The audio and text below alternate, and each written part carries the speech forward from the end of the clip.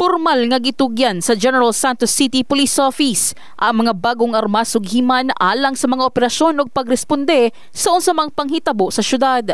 Lakip sa gitugyan ang 32 ka mga 5.56 rifle alang sa City Mobile Force Company, 15 ka mga raincoat alang sa batag istasyon sa Jansan ug 15 ka mga investigative kits. Tabang ni sa atong mga investigation, kaning investigative kit sa atong mga investigators, ato ning issue dayon sa mga police stations.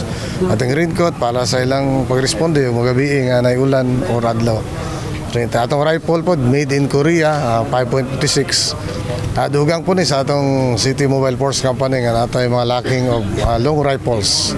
Anyway, mag-request man po sa LGU kung makulangan gyud kay namatay dako-dako nga pondo gikan sa sangod ni ang panglungsod nga gi-grant nila bahin sa atong ammunition, firearms ug intelligence requirements.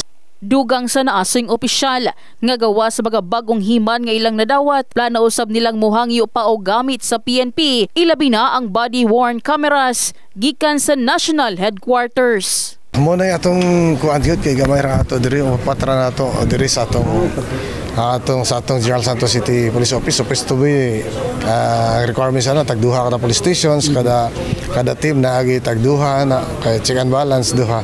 Pero magulat pa ta kasi kita request ana sa national. Samtang kalabot sa isgutanang seguridad, gihingusga ni Police Lieutenant Colonel Rex Sorcanoy nga napamatud-an na ang kahapsay sa syudad human ang malampusong gipahigayong pinakaunang boss Ironman sa Jansan. We recently concluded the Ironman dito sa Jansan, and it is indeed it manifests na General Santos City is very peaceful and very vibrant, especially sa mga bisita.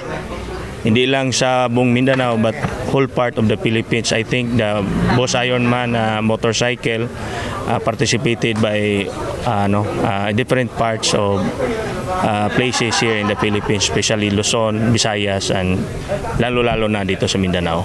In the heart of changing lives, kini si MJ Fernandez sa Brigada News Jansan. Brigada News.